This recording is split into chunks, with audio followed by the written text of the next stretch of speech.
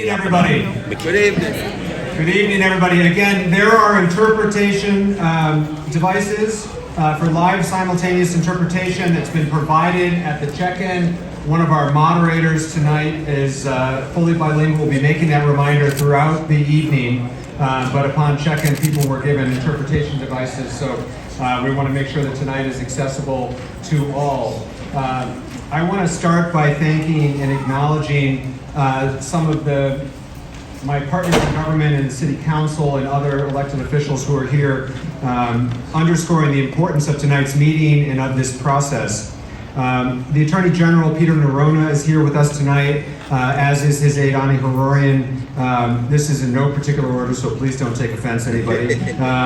Former Councilman Mike Correa, Councilman Jim Taylor, the President of the FOP, Micah Mundy, Councilwoman Shelley Peterson, Councilman Goncalves, Councilwoman Harris, Senator Mack, Councilwoman Ryan, Councilman Sanchez, our new Fire Chief, Derek Silva, Jim Vincent, former President NAACP, Councilman Vargas, Councilwoman Anthony, Councilman Pichardo, and the Council President, Rachel Miller. If I forgot anyone, my apologies, but I appreciate everyone's interest and importance, Councilwoman Ryan, in tonight's proceedings. I am really excited to be having this discussion tonight.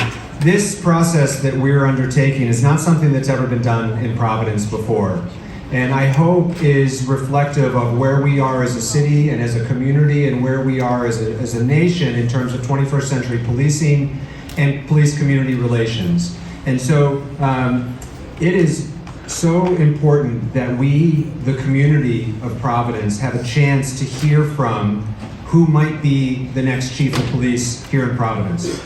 We launched this search process when we found out that Chief Clements was not going to be staying on and moving on to Washington. And we did it in a way where we prioritized community police relationships, integrity and professionalism, and how to take the department to the next level. And I can say unequivocally that we have three exceptional professionals here to introduce to you tonight. It is a statement to the professionalism of the department and the team that Chief Clements built over time and his predecessors before him, that we have such a strong command staff where there are high quality people of integrity and exceptional professionals, frankly, that any one of them could have been the next chief of police that we could present to you tonight. I know that I speak on behalf of all of the men and women in the Providence Police Department that we did have a bias for an internal candidate, although we accepted applications from anywhere. And so I'm delighted and say clearly that the best three candidates were the internal candidates and are the three that we'll be introducing you tonight. And they are, in alphabetical order, Major Lanny, Major Payton, and Acting Chief Perez.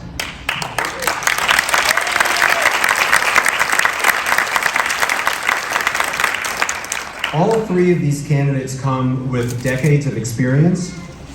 All three are products of the Providence Public Schools. All three have spent their careers serving here in Providence, and they are dedicated to the city's security and quality of life. And so I hope that tonight you get a chance to get to know them better, not just as the next chief of police, but also as leaders within the department.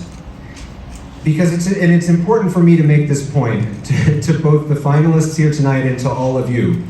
As someone who has stood on many stages for things that feel like debates, this is not a debate. There's not going to be a winner tonight. And frankly, all four of us are going to work tomorrow on behalf of the city of Providence. And so what tonight is about is for you to have a chance to hear in their own words, their vision for the department, their view of police-community relationships, and many of the other questions that you submitted. And this is but one step in the total process. It is not the only step in the process. And so, as I mentioned at the outset, this community forum process has never happened in Providence before, but it has become a best practice nationally. And so I'm happy that we can bring that best practice here to Providence.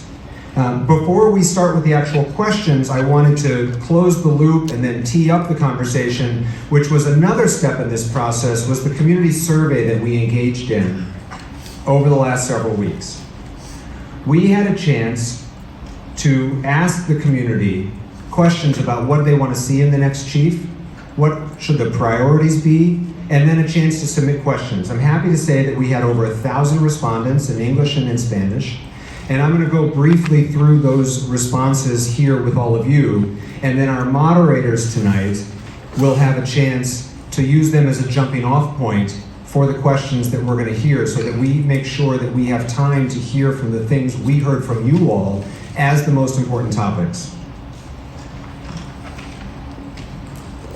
So, as I referenced, this survey was open for about 3 weeks. We had over 1,000 respondents, and City Hall staff did extensive outreach to community organizations, to anyone the city had been in contact with. Our partners in the City Council did a great job of helping push this message out to make sure that we had as robust a response as possible. Before we get carried away tonight, I do want to thank my staff in the mayor's office has worked tirelessly both on the survey and on tonight's forum. This type of real, serious community engagement takes work, and they worked really hard, so I want to thank them for all of their hard work.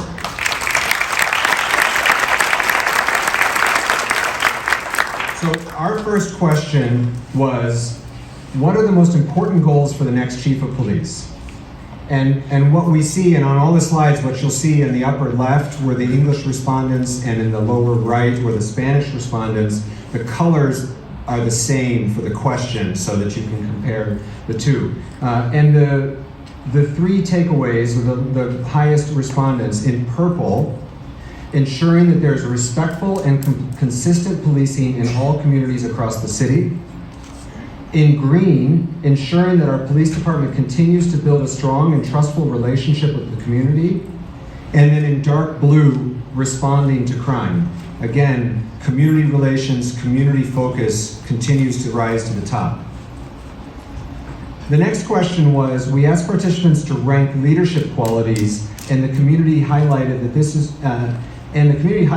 this role needs to be filled by someone who, in green, leads ethically and with integrity. In yellow, is committed to respect and justice for all our members of our community. And in dark blue, will not only hold the staff accountable, but themselves accountable. The third question asked the type of knowledge or experience that the community believed was most valuable for our next chief. The majority of respondents showed that the members want a leader who, in green, can build upon community policing. In pink, has a history of serving the community filled with diversity in a fair manner. In orange, will run a transparent police department. And in dark blue, that gun violence is the fourth and is just below transparency by just a 0.5 percentage point. The next slide, which was the final question, which asked what are the issues that are most important to you all. In yellow, we see gun violence rising to the top of that list. In green, theft and theft-related crimes. And in pink, the relationship between the police and the community.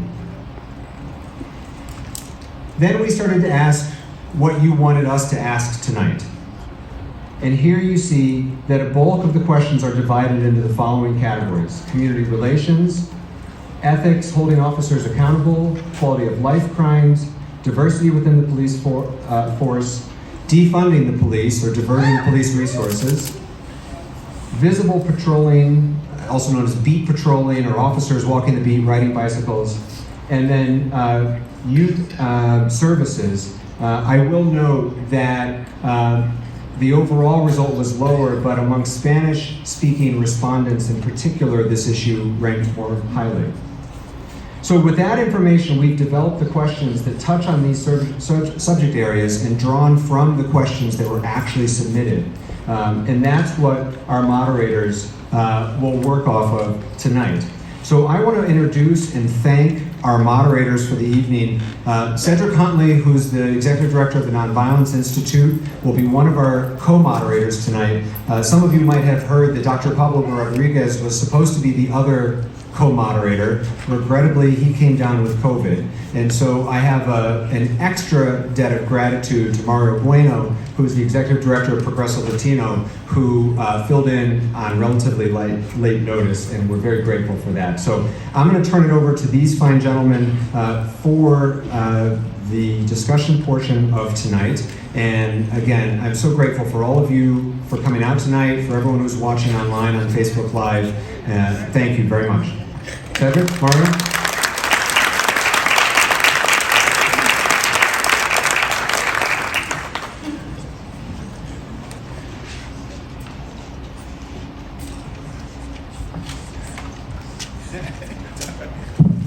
So greetings and good evening, everyone.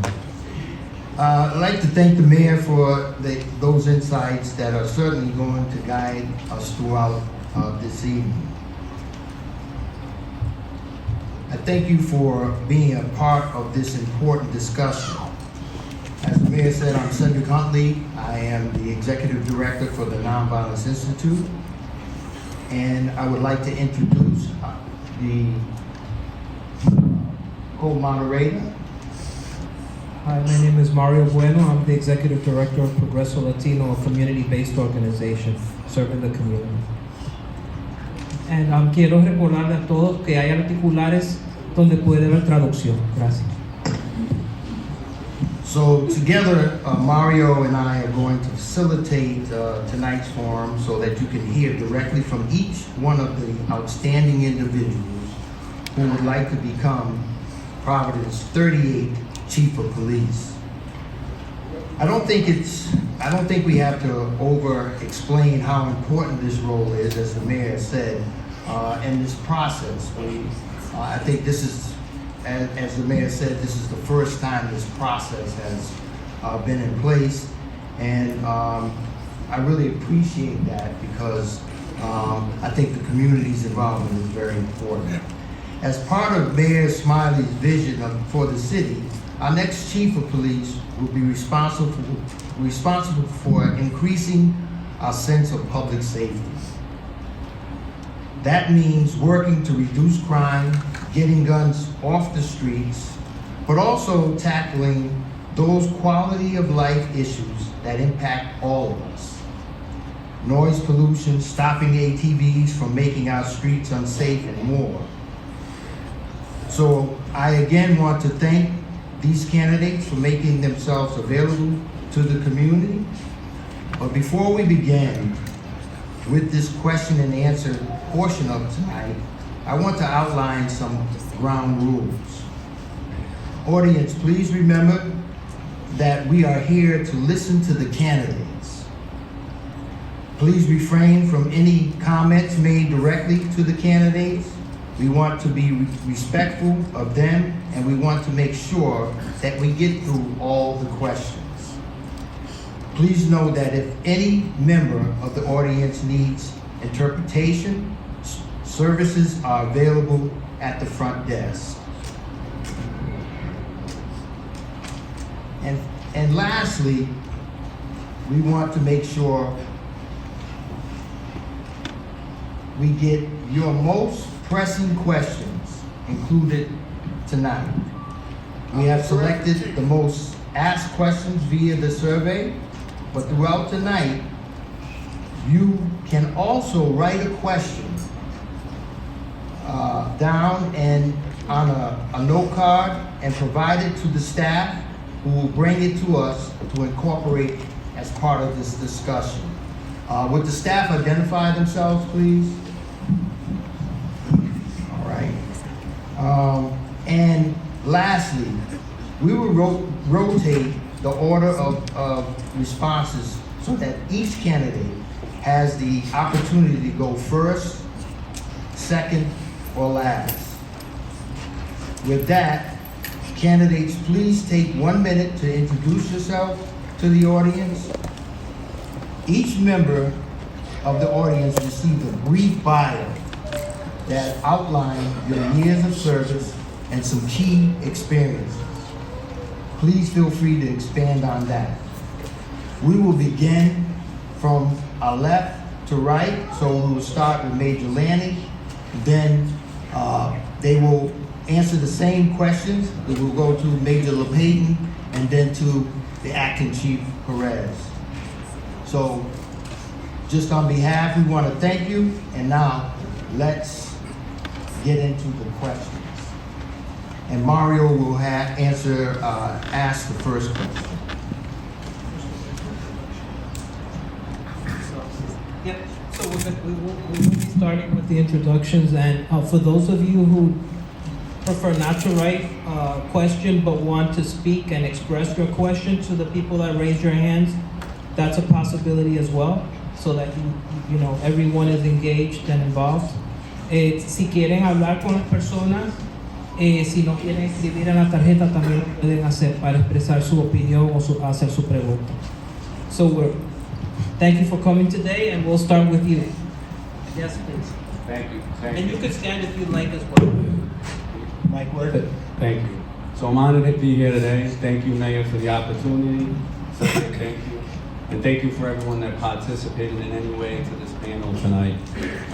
I'll tell you a little bit about myself. I'm a lifelong resident of Providence with my daughter, Gianna.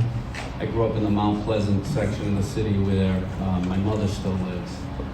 My father was a police officer, Benny Lanny. He since passed, but he inspired me to be a police officer, watching him and the honor he wore, the uniform and the badge, and how dedicated he was to our community.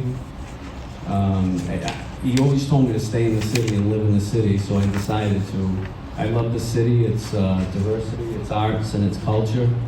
I started my career in the West End of Providence on a foot post in community police. And what I learned there was the most important thing was building trust in the community. And since then, I've been committed to solving neighborhood problems together. And, you know, I've learned from a very special person, Colonel Hugh Clemens, that you lead with humility, and that's how I would lead this department.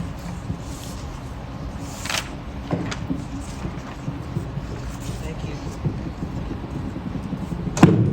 Good evening. Thank you for coming, Mayor. Thank you. Better now? Okay. And so I also grew up in the city of Providence. I attended public schools, Martin Luther King, Nathan Bishop, Summit Avenue, Hope High School. Enjoyed them all. I went on to further educate myself at Roger Williams University, where I got a master's degree, a bachelor's degree, and then Roger Williams University School of Law, where I received a law degree. I've been a practicing attorney or a licensed attorney for 21 years. I've also was a member of the congregation of Temple Beth Shalom and Temple Emmanuel all my time on the east side. Been married for 33 years. My wife Sandy. She is the chief of the house, so I didn't get that job. That's why I'm here. And I have 3 wonderful kids. My son Sam, who is a engineer with DOT. My son Stephen, who's a attorney with Agropolitan Sheehan, a law firm downtown. And my daughter Jenna, who works for the Attorney General. I have to say that my time in Providence it was just a wonderful time growing up, and I look at the kids today, and I used all my time. But we'll go into it later. But I can go on. Basically, to wrap it up, we'll go into it further later. That you know, one of my values, and I know it didn't score high here, are the children of the city of Providence, and I am big into that. It relates into community policing. It will go into it, and I do have plans for that, so you'll be hearing more of that from me later. Thank you. Good afternoon as well. First and foremost, thank you very much for the opportunity, Mayor, and thank you all of you for being here. I think you took the afternoon to come here, all of us. I want to commend my colleagues as well, because we're taking the time to be here today to apply for this awesome job to be the chief of the great city of Providence. I am a proud member of the city. I'm a proud immigrant who came from Medellin, Colombia at the age of 13.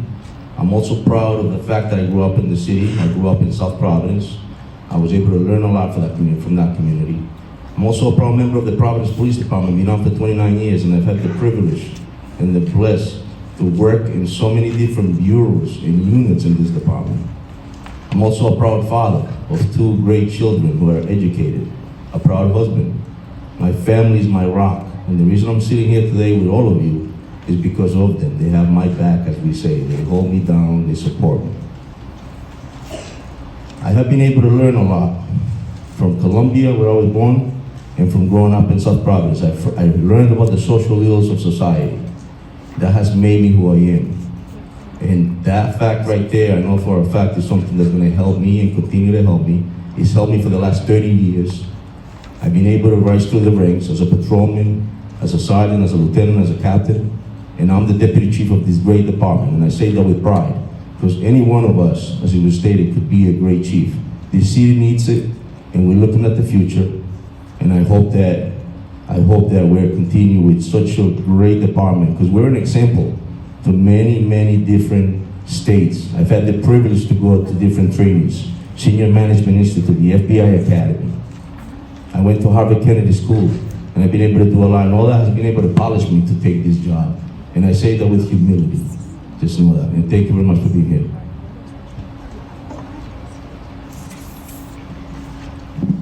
Thank you for sharing a little bit about you. And we want to remind everyone that if you have a question, there are folks here that are ready and available to take your note cards, or you can express what your question is to them directly. So I have the privilege of asking the first question, and bear with me because I'm going to read it and I don't have my glasses. I'm fine. That's probably too much for me.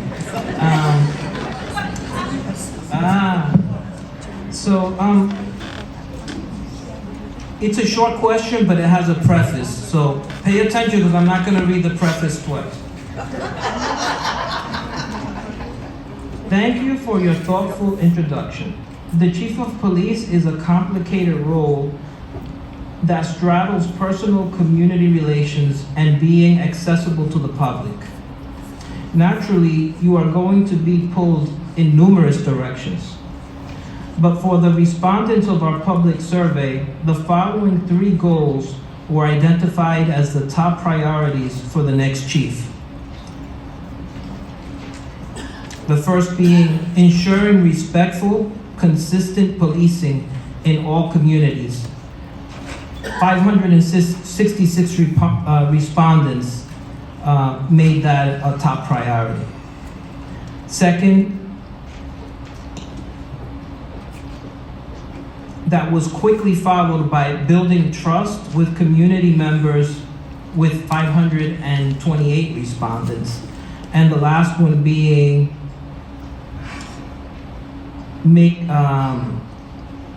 and the third highest option was responding to crime. I wish it were written differently, but I didn't write this, so I apologize. So the question is, so those were the 3 priorities. I'm going to mention them again. The first is consistent policing. The second one is building trust with community. And the third one is responding to crime. I hope you got that. And then the question is, in your view, what should be the top priorities for the next Chief of Police? And we're going to start with you, Mr. Perez. So the top priorities for the Chief of Police are important. I think you mentioned all 3 of them: building trust and legitimacy in the department. That's one, right? And also making sure that we are paying attention to the quality of life of the city. We're asking our officers to go out and make sure they patrol and do it right. At the same place, we're asking them to do fair policing. Those 2 things are not mutually exclusive. You got to act together and make sure you do this on both. But you have to have the right supervision to do so. So as a chief, we have to make sure that our officers understand that they're supported, that they're out there to do the job, do constitutional policing in the proper manner. And in the same token, they have to understand that the chief wants them, or that we expect, not just the chief, that the department expects, because at the end of the day, we're public servants. We expect proper service. So train them properly, make sure they go out there and do the job, but at the same token, make sure that we're building legitimacy in the department, that we're building trust, that they're doing the job right and they're doing it respectful.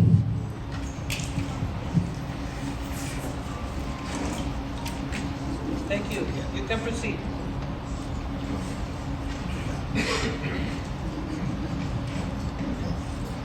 Thank you. So my first thought on that is that we have to get back out into the community. We have done a fantastic job with our community partners, the leaders of the community, the leaders of the religious groups, our working partners, but we could use a little work with the community itself. We need to get back on the streets, to the houses, to the people. The leaders are great, they're fantastic, but we already have a very strong relationship with them. We need to build on it. And what we have to do is we have to get, and the way we're gonna get there is we're gonna need more manpower. We're gonna need walking officers, we're gonna need bicycle units, we're gonna need the ability for a patrol car to get out of the car and walk and talk to the neighbors.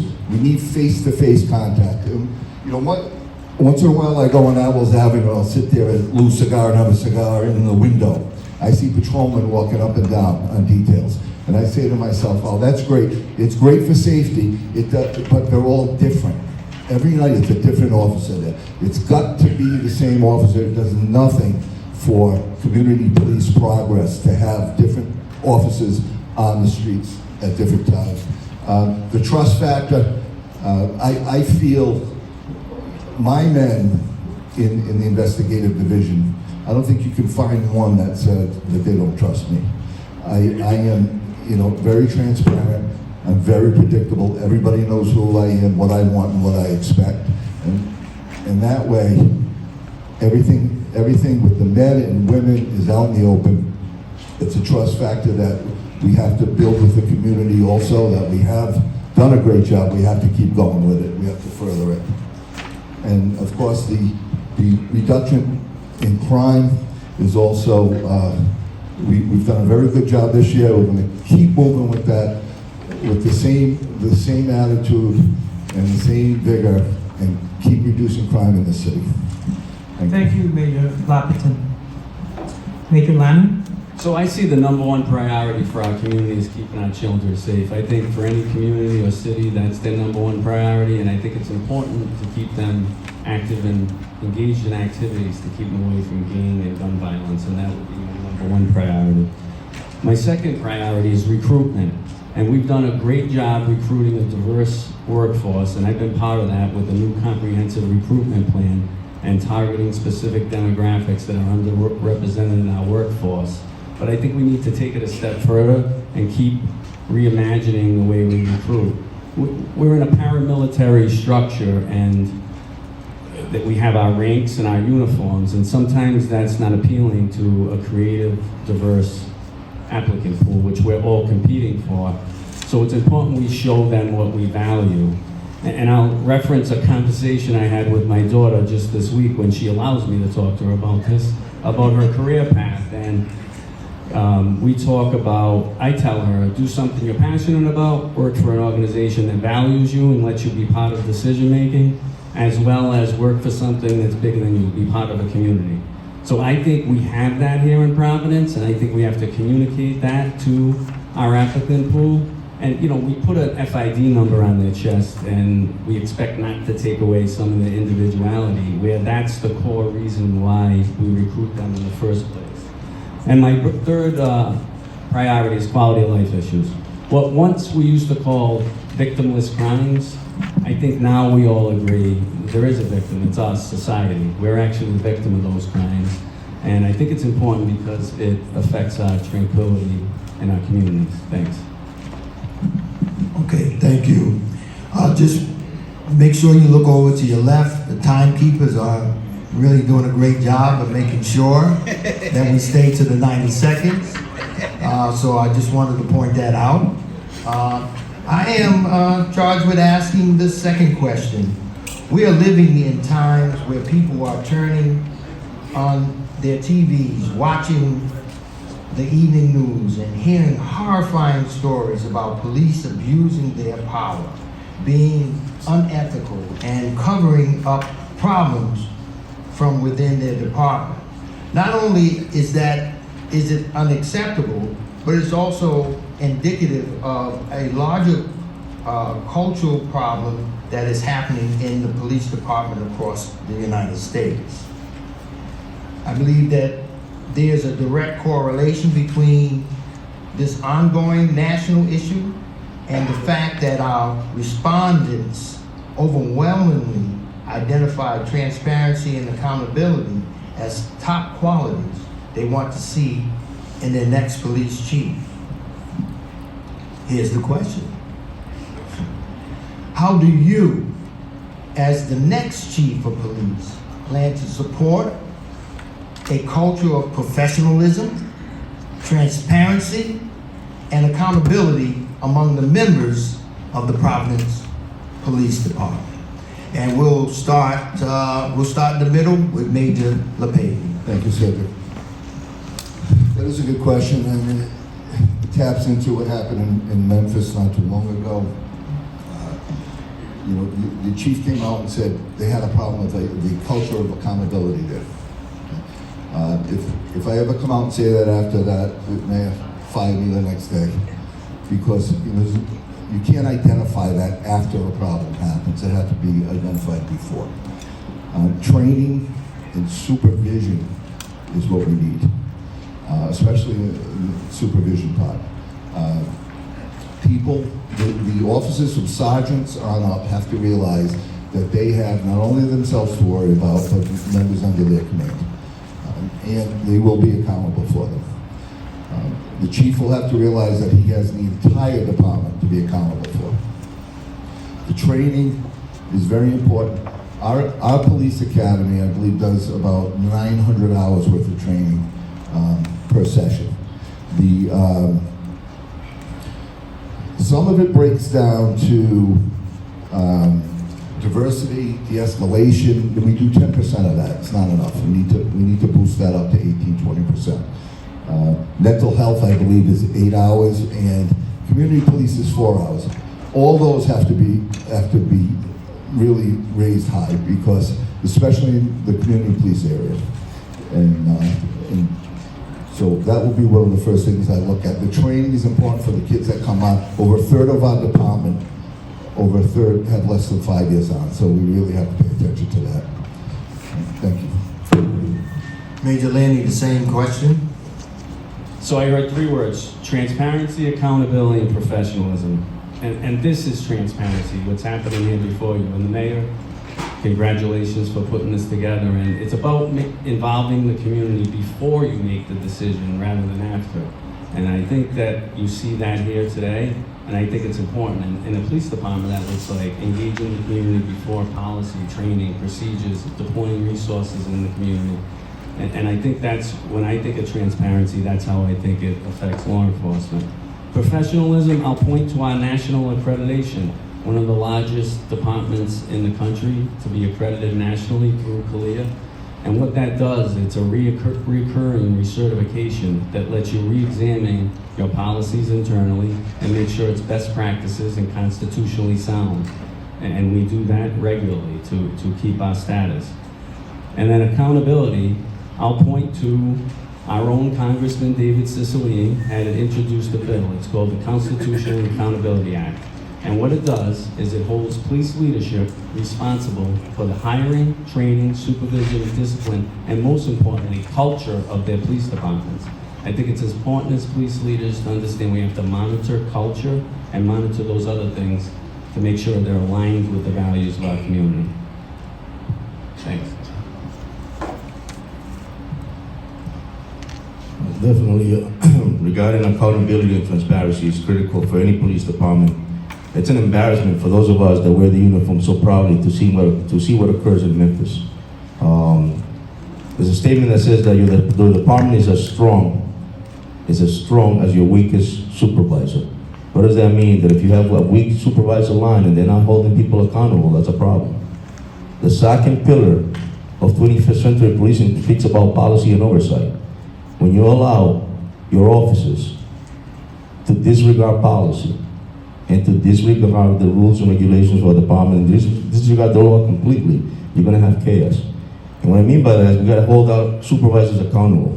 We got to make sure that our sergeants reflect their lieutenants, that our lieutenants reflect their captains, that our captains reflect their majors, that our majors reflect their commanders, and the commanders should reflect the chief. It starts at the top.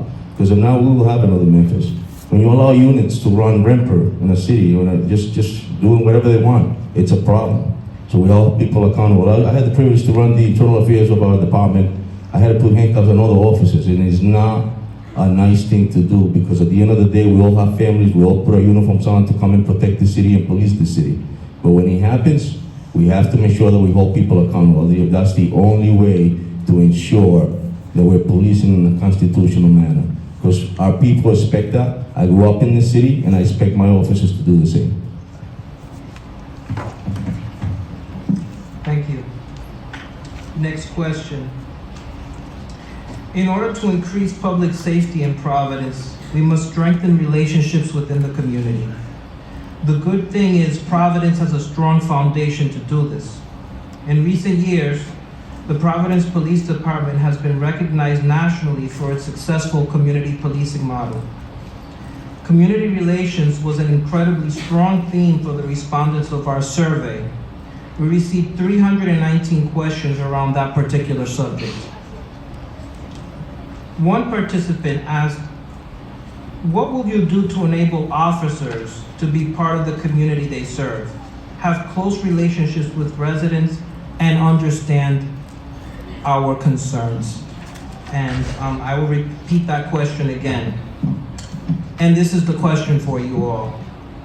One participant asked, what will you do to enable officers to be part of the community they serve, have close relationships with residents, and understand our concerns? Mayor Lanny? Major Lanny, sorry. So I think it's important to listen, and Cedric, we've been out in the community, listening to communities and talking about a lot of harm and trauma that some communities have faced, and their skepticism about the criminal justice system. But I think it's important that we're out in the community, and we created a community engagement model, and I've been a big part of that. And what we did is demilitarize some of their uniforms and gave them a polo shirt that has a police patch, and it says building trust. And that's exactly what they're doing in the community every day, building trust, engaging young people. I think it's important to get police officers outside the isolation of their police car and engage in the community on foot posts, bicycle. Back in the 90s, I used to drive a bicycle up and down Cranston Street. There's no better way to engage one-on-one and really learn what's relevant in someone's life when it comes to quality of life issues. Sometimes what we perceive as a problem in a neighborhood, when you actually engage the community, you learn that we're a little off on that. And it's important because that's how we, deploy our resources to address the issue. So. Thank you. Commander Perez? Not to pat myself on the back, but we've got a great police department, and what do we do to enable our officers to make sure that they integrate themselves in the community? Well, we should give them the latitude that they have ideas, creative ideas, right? In which either is a school mentoring a child, or there is starting in their own post that they patrol, whether it is meeting the business owners, whatever the case may be. We got to give them the latitude to do that type of work. We build relationships based on knowing people. It's like Martin Luther King stated before, right? Dr. King stated that people hate each other because they don't know each other. They don't know each other because, they hate each other because they fear each other. They don't know each other because they don't communicate with each other. They don't communicate with each other because they're separated from each other. We're not in that business. As police officers, we can't be in the business of separation. We have to make sure that our officers understand that they have the latitude to integrate themselves in the community. That's how you build relationships, and that's how you build community relations. We also have to value officers doing proactive work, jumping fences, chasing people with guns, making those tough, difficult arrests. But we also have to value the fact that they mentor a child, that they went to a school, that they spoke about certain things, bullying, the social ills of society. Because that's our future, and we want to make sure that our kids have the chance to be sitting here holding a mic just like I am, trying to become the chief of police. Thank you. Major Lapitan?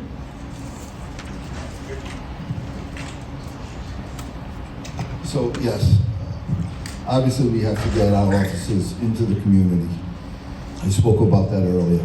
We have to get the SROs come under my command now, the school resource officers, all a bunch of good people that really care about kids and in the school. They've done programs with them, with wrestling programs, weightlifting, basketball. We even had one that was a barber and gave them haircuts.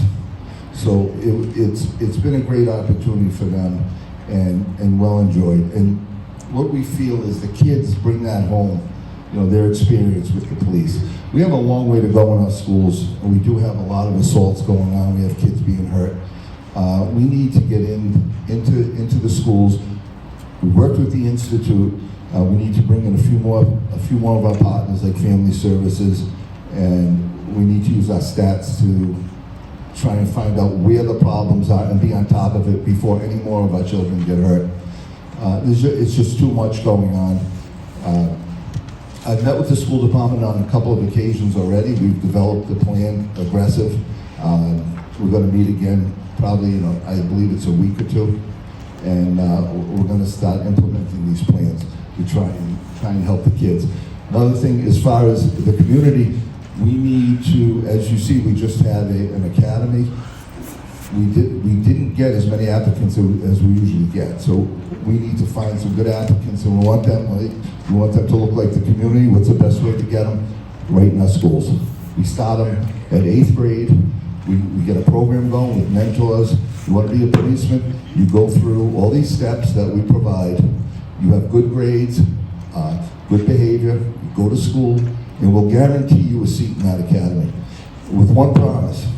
You'll probably be 18, 19 years old when you get it. You have to continue on and go to college, and we pay for it. So that's what we need to do. We need to get all the, and not just the police, because when I brought that up to the school department, they said, oh, we want to do that with teachers. We're going to do that. Yeah, let's get everybody in there. Every day I want to plan teachers, electricians, plumbers, lawyers. Everybody go in and talk to these kids. Tell them what it's about and show them how to do it and how they can earn. Time is up. Thank you. Not cops. All right, would you just hold your comments, please? So thank you. Please hold to the 90 seconds that you have in answering the questions. Question number 4, this is defunding the police. In light of police brutality, incidents like the recent murder of Tyree Nichols, there are community members that identified wanting to defund the police.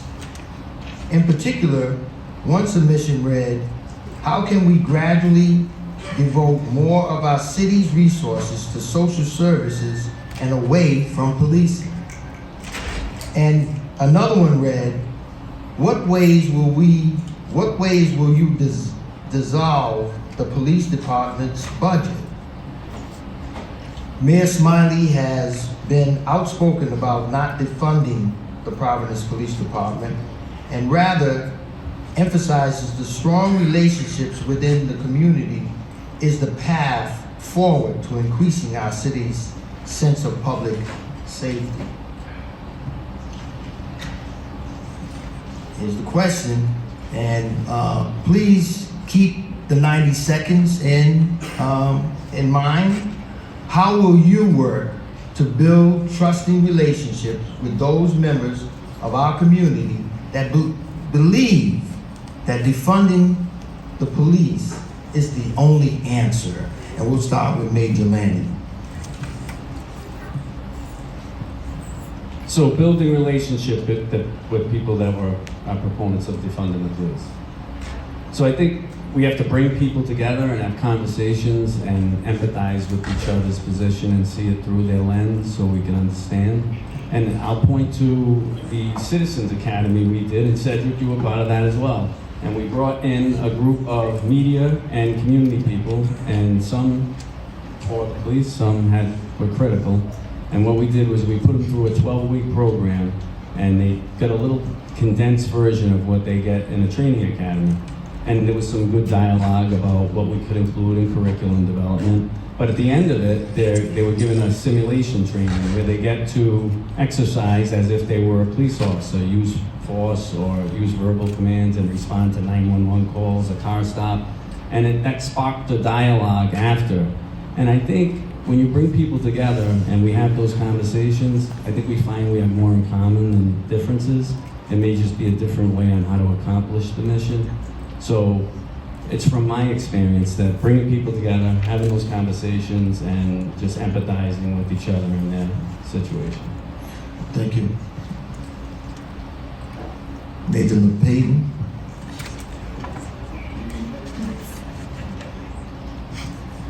Okay, it's funny. I think it's a good thing that we have people that have different opinions and different values, and then we get together and share them and work things out. I'm more of a one-on-one person too. If I do become the chief, I will meet with any member of the community, and anytime my office will be open, I'll clear a schedule for that, and that always works. And so I thank God for people like Lisa Scorpio over there, and where's Sean Curlin? She must be here tonight. So Sean was on a board with me at Roger Williams Law School, and we were at a seminar, and we of course had opposite sides and disagreed and back and forth. And then at the end I said, you know what, I'm so glad she's here, because if everybody just had the same opinion and went along, it just doesn't work. We have to, it's so good to exchange ideas, and in the right way, and that's why I don't mind you. Yeah, yelling's not the right way, but I don't mind you in here with your different ideas. I welcome it, believe me. And and we settle matters that way. And because you can learn from other people too. You're not always right. I'm not always right, believe me. One thing I will tell you is I'll never tell you I can do something unless I know I can do it. I'll never break a promise. I may tell you no, but I'll never break a promise to you. Right? So that's how I would do it. One-on-ones, get together. I would immensely enjoy doing that, and that's the way you solve problems. Thank you. That's a great question, and I think it's important to respect everyone's opinions when it comes to defunding the police and things like that. I had the privilege to run the administration division, and I did not realize how much money is spent on personnel. And so the key, I think, will be to be sure that we're transparent, bring it to the table, hear what they have to say, and present why we spend so much money. When we look around the nation, the Providence Police Department became sort of a model department. And the reason we became a model department is because we have a lot of different initiatives, and that's not free. Many times we put a lot of officers to go different places to do that community relations and to become community involved. And we have to, that costs money when we put officers on foot to make sure that they, interact with the community and become friendly with the community and get to know the community that they patrol. Sometimes we have to do that on an overtime basis, and it's not cheap. We had an incident here not that long ago where our SWAT members were fired at. 100 rounds were fired at them, and it was a problem. And people were it was dangerous, a dangerous situation, and we didn't have the beer cap that sometimes is important to have to protect our city. At the end of the day, we have to police the city, and I'm just saying when things bad happen. Hopefully, pray to God nothing happens, but when it does happen, you have to make sure you have the right resources to protect our citizens, every neighborhood in the city, and that's not free. So I agree. I think we need to be transparent. I think we need to sit at the table. I think we need to show individuals, given that whole procedural I'm losing my thoughts here, but give them a chance to hear their voice, being transparent, and make sure that your motives are right. People will understand. Thank you. And now we're starting with Major Lanny. The theme is gun violence. Every instance of gun violence breaks down the very fabric of our community. Getting illegal guns off our streets is a top priority for Mayor Smiley. And for 65% of our respondents, that's 593 individuals, addressing gun violence is the public safety issue that's most important to them. One participant wants to know, how will you specifically take steps to reduce gun violence and the proliferation of guns in our communities? Major Lanny? Payton. It's okay, you can call me what you want. Oh, So it just so happens that where I am now, the division does a lot of work with guns, weapons. When COVID struck, for some reason, there was a ton of guns on the streets. We've been working now for 2 years trying to take them off. The department has did a fantastic job, and that's all members of the department. And I think we took 272 or 273 guns off the street, and some high-powered weapons also. Gun violence is something that, you know, look, it's a terrible thing. I've been to, in 10 years of being there, I think I've been to every murder except one. And I told the mayor this before, our numbers are down in crime, but I'm not gonna sit here and you know, with my back arched and be proud that we only had 9 murders. No way, because those 9 families lost somebody today, and you know, it's enough already. So I think we have to make it to the point where one murder is outrageous as a society. Carrying a gun is outrageous as a society. That's the point we have to get to. That's when I'll come back up here and I'll brag to everybody, when there's 0 murders and it's constant. And that's what we have to do. And we are always always aware of the guns. Everything we do, narcotics, we developed an intelligence and organized crime unit. I developed that after 3 years, and we put it upstairs to work on the major crimes. The Narcotics Bureau work on the street crimes and take a lot of guns off the street. Everybody's been geared to taking guns off the street, and we've done a great job. The men and women have. Thank you. Thank you, Major. Major Lanny? Thank you. So, gun violence. So there's 393 million firearms in the U.S. last I checked. So that equates to 125 guns per 100 citizens. And like Major Payton said, we seized 273 firearms, and that's excellent work by the men and women of the Providence Police Department last year. And I ran narcotics, firearms, and organized crime. And I think what's most important is our partnerships. Partnering with local, state, and federal agencies to help reduce the amount of firearms on our street. And we did that when I worked there, and going forward with ATF and targeting straw purchases of firearms. A straw purchase is someone buys multiple firearms and then they distribute them or sell them to bad actors in the community. So I believe that's the partnerships. And I saw Peter Neronha earlier, the Attorney General, and the NIBIN system we use. So that's a technology, so leveraging technology where they take shell casings that were ejected from firearms at crime scenes, and there's a identification print from the firearm on the shell casing, and that gets pumped into a system, and within a couple hours we have data which analyzes the shell casing and links it to other maybe homicides or crime scenes. So it's about our partnerships, and it's about leveraging technology. And just, like I said, it's a national issue with the amount of firearms and gun violence, so it's going to be multi-jurisdictional. Thank you. Commander Perez?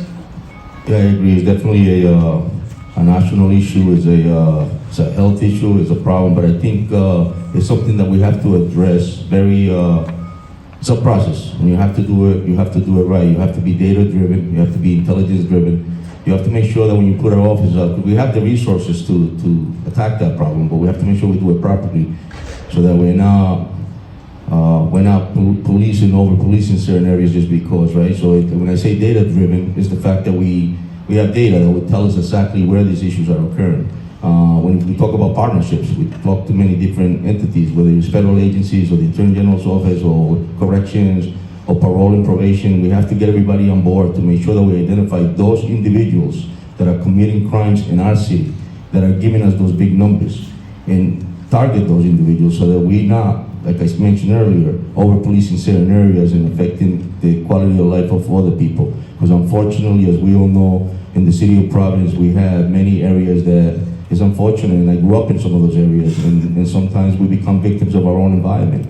So yes, we can attack gun violence, but we have to make sure we do it strategically. Like I said, data-driven, intelligence-driven, and do it properly. And we have the men and women in this department, again, it's not to pat myself in the back, but we're pretty good at what we do. So I think that's critical, again, to just make sure that we concentrate, use the data that is provided to us, and we pass it down, trigger it down to those that need to have it in order to attack that stuff, those issues. The last thing we want is to lose a life in our city. Okay, thank you. We're at our sixth question, and the theme is youth support. And I think Mario and I can really talk about the immense value of supporting youth and the hours outside of school, so they don't get involved with the wrong people and make decisions that can impact the rest of their lives. This was a top theme for our community survey. The question: please take the time to answer this question. A participant submitted. What ideas do you have to help engage the youth, and how can us as residents help support that? And we'll start with, we'll go with Major Payton.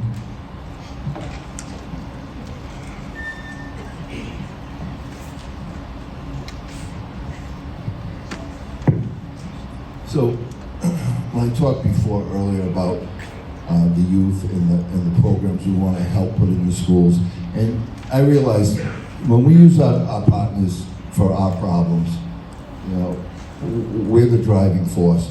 The school department is the driving force behind this, and we're going to be, you know, a side partner to them to help to set this up. I mean, granted, we want the kids for our academies, but it'll benefit everybody.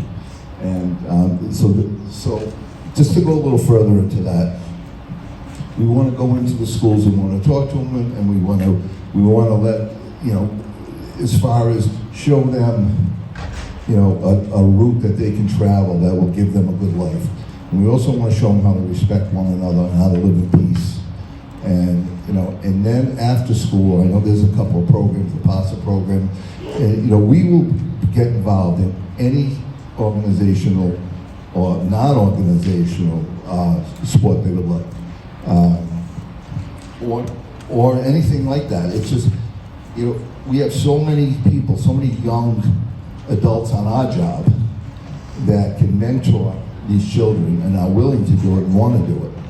And, you know, we just need to set up programs and get that started so we can teach them the path, and that will lead to, like I said, with their families and in the communities, and I think it all starts with the children. Thank you. So, here in Rhode Island, I look around the country, New York and Chicago, and the increase in gun violence around their youth, it's doubling, tripling in a couple of years. And we're not immune to that here, but we're not having that situation right now. The trend is going down, and I believe it's because of community engagement and engaging our young people in activities. And I'll just point to what we're doing right now with the Public Housing Authority. It's a partnership, and it's an athletic program with the Public Housing Authority. The police officers are in the gymnasiums with them and working in sports and mentoring these young people.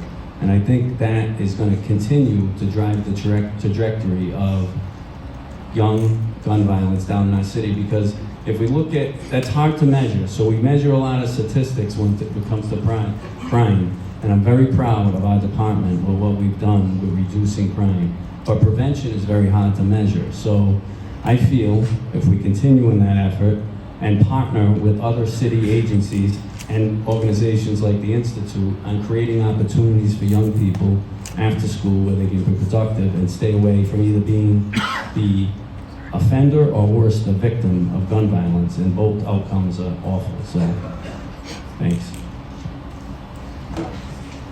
The youth support is critical. I mentioned that earlier. I mean, let's be realistic. Obviously, there's a lot of our kids that sometimes show up to school that haven't even eaten breakfast, right? And they're trying to survive.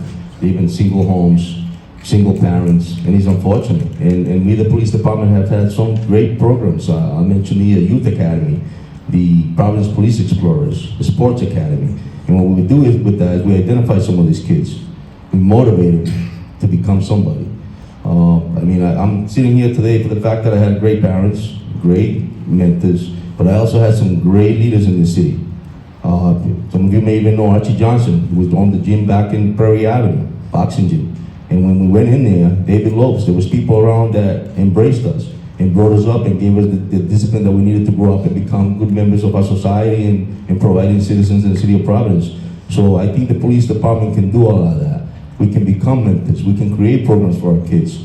Many times, and I know some may think that, when we go to these schools and we identify some of these kids, and the reason we identify some of these kids is that they need that help. When they're going home, they're going to nobody. School is sort of like a safe zone for them. So if they're able to embrace an officer that we can provide some sort of future and guidance, that's critical.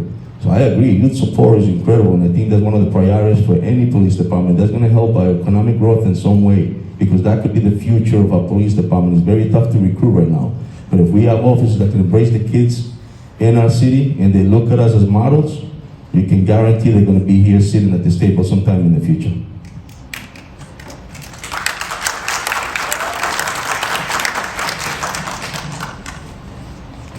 This is the last call for your questions.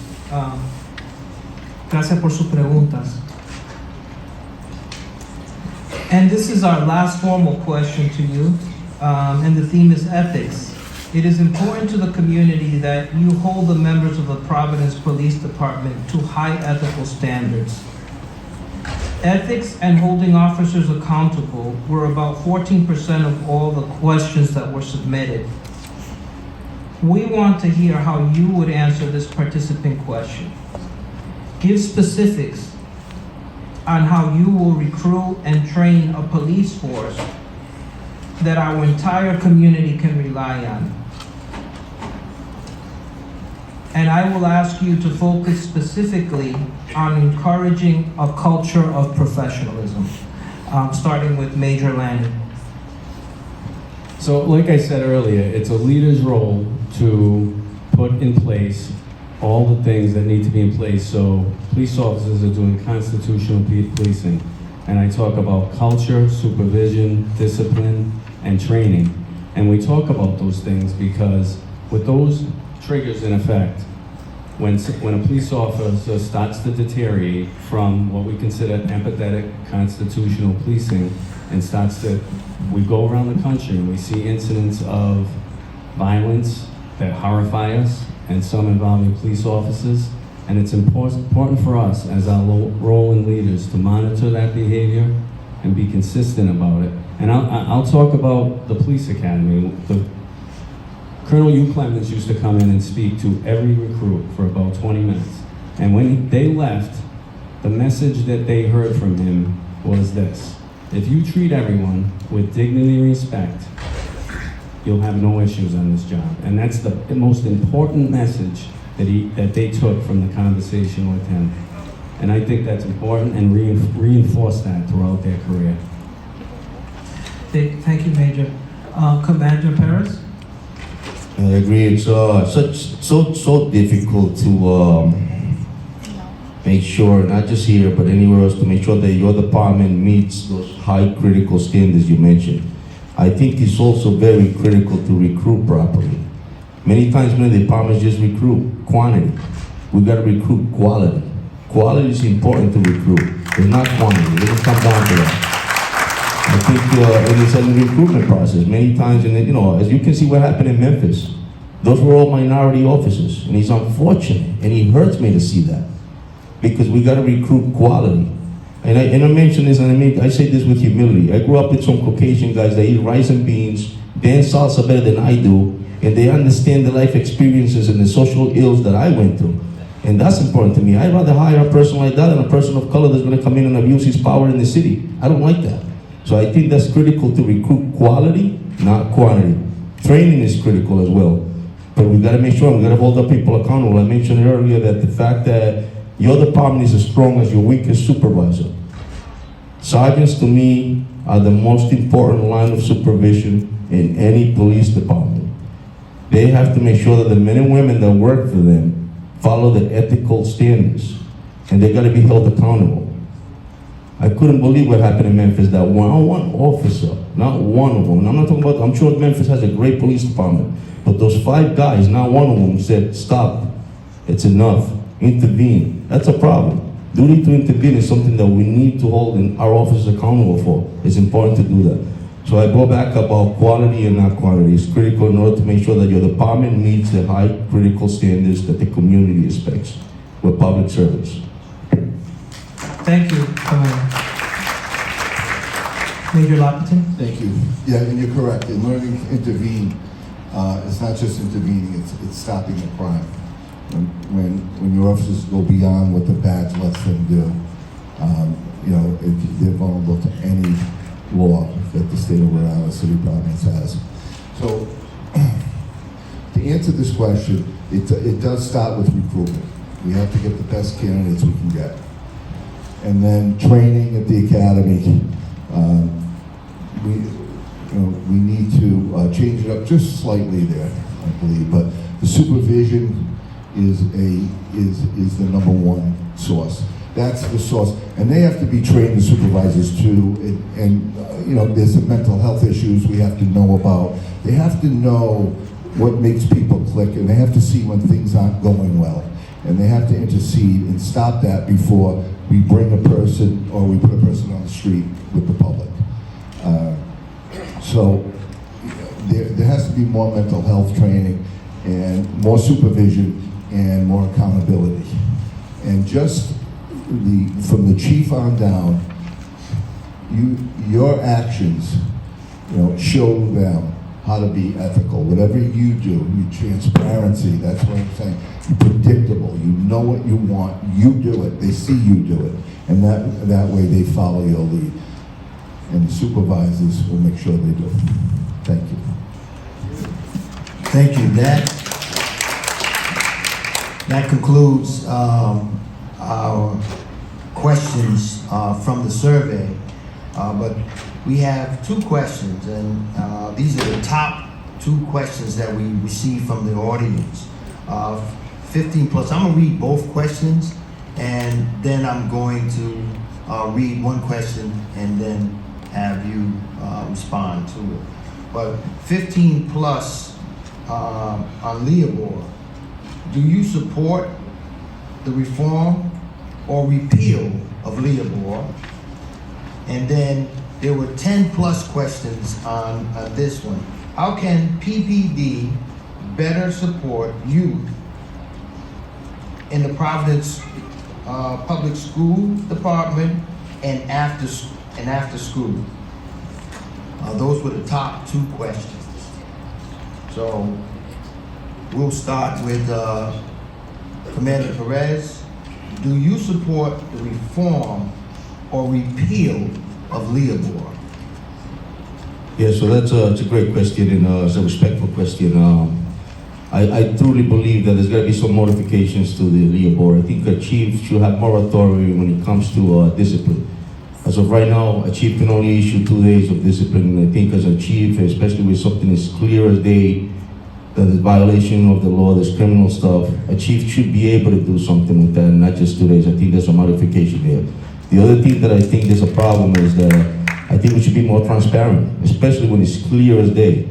A chief should have the power to speak about something and should be able to say certain things that he feels it occurs. So we're restrained when it comes to Leobor because we can't say anything. And it goes back to the procedural justice comment I made earlier about the perception of fairness. When we don't come out and we say we're not transparent, it looks like we're hiding something. And it's terrible. The community does not want to hear that. So I think when it comes to Leobor, those modifications are critical, being able to be more transparent with our community and giving the chief the authority to issue discipline properly. Those are just basic due process. Leobor is basic due process that every law enforcement gets, and I think that it's a very difficult job. And it's a job where you have to make split-second decisions. So Leobor becomes sort of that due process right, but I do agree there's modifications. I don't agree with the fact that it should be repealed. All right. Listen, everybody in the audience has been great. If you just can hold your applause until we finish this forum, and then you can applaud for all the candidates. Major LePay. So yeah, I agree with Commander on the first two points. It needs to be, it's 2 days now, needs to be moved to at least 10 days. The second one is the transparency. We need to tell what happened. If you look, one of the first things I did when I took over the investigative division is anytime there's a major crime as far as a murder, I'm on television, I'm on the news telling you what happened, because there's no reason why the neighborhood has to worry or wonder or hear secondhand what happened in their neighborhood. They have to know. And there's nothing more transparent than that.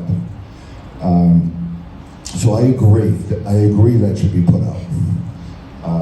The third thing is, on the boards itself, I would go for maybe 2 people, 2 civilians to add to the board, but they have to be trained, because it's a due process. And what that means is it can be appealed to the Superior Court. So they have to basically have a working knowledge of this element, so we don't get it appealed once a decision we don't lose it once a decision has been made. It has to be the right decision. I mean, look, civilians, you want to bring civilians in, they're on juries every day. We trust them, right? Why can't we bring them into this? I'm sure they'll be fair and honest, just like the police officers are.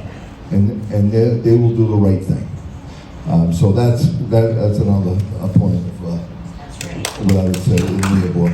So it's a system, and one of the good things about Leopold is that when you fire an officer, they've never won an appeal on it. I don't think there was one officer that got Leopold firing appealed and won. However, when you look at the states without Leopold, there are so many lawsuits against the city for wrong firing that bring massive amounts of settlement, and sometimes you have to take the officer back. So it works in some ways, and in others it doesn't. So I do not feel we should get rid of it, but I feel that there should be some amendments to it. Please hold your applause. So I just want to point one thing out. When a police officer does something improper or illegal, the first one that wants them held accountable is other police officers, because it makes it so difficult for them to do their job in the community and maintain that trust. I'm for reform of Leopold. The document is over 35 years old, and a lot of things have changed since then. Our values have changed in the community, and the amount of transparency and accountability that we want from our police departments and all government agencies have changed. So I feel it's time for reform. Okay, thank you. The second question is, how can Providence Police Department better support youth in the Providence Public School Department and after school? And we'll start with Major Lanny. So our Community Engagement Bureau is out there every day engaging young people, and we would love the opportunity to engage them in school. And I understand it's a passionate topic right now, but I think it's important that we find a balance, because I think we're both losing an opportunity, both our young people in the school and our police officers. We did some things recently, and we changed their shirts. It has a Providence Police logo, and it just says Building Trust, and that's what they're doing. So I agree with that, and I heard the mayor's public comments about school administrators choosing or having say into what police officers are in their school, and I think that's totally appropriate. So that's how I feel we could be back in the schools and engaged in some manner with a balance. Okay. Major LePay. Yes, I think we're truly engaged in schools. Our SROs do a really good job. We only have 6 now, and they are asking for a lot more. I wish we could do it. I really do. There are some people that will tell you no, they don't want the SROs, but they do a service. They befriend these children, and we need them there. We need them there We need them there to show the way, to make sure the kids are safe. Look, the only thing the parents should worry about, they should worry about when they're at home and the kids are in school that, I hope they pass their math test. Hope they get a good score. Not, I hope they don't get stabbed today. That's enough of that. So yeah, we're engaged. We're engaged with the kids.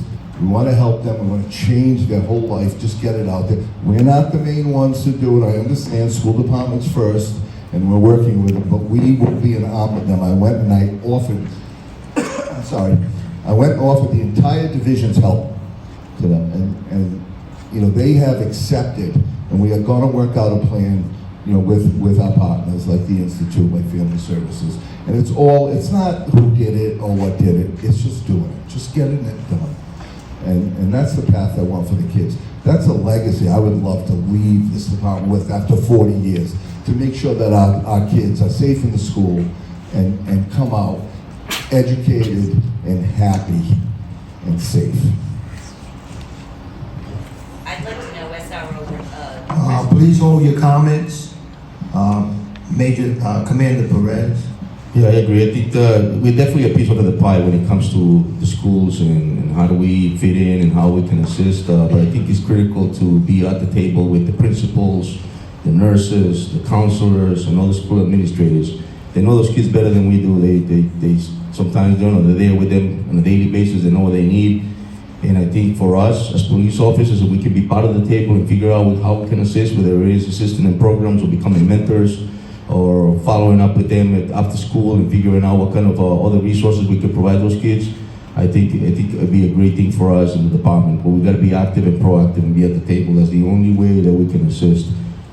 Police departments, many times we put on different hats, and officers are willing to do that.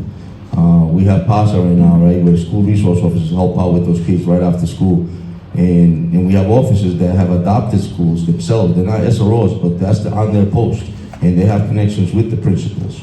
And they're able to identify certain kids. They've gone to their graduations, things of that nature. So I think that the only way that how can we help our youth in the school system, I think, is being at the table with the principals, the nurses, the counselors, and all the school administrators, and figuring out how is it that we fit. We can't go in there and impose, and we're going to be doing this, and now we got to make sure that they're on the table and they agree and they allow us sort of and figure out what we can offer. I think that will be the first step. Okay, thank you. And so this concludes, but I just want the audience to please give a round of applause for all the candidates.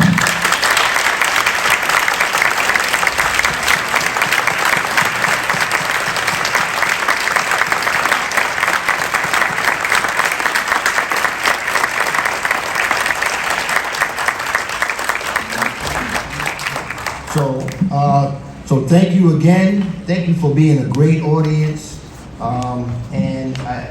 This is a very important role in our community, which is why it's so important we start like this, engaging Providence community members throughout the process. If your question was not answered and you have a few minutes, I would like to invite you to stay, talk to the candidates who will be hanging out in the various parts of the auditorium. Otherwise, please have a great night and safe travels.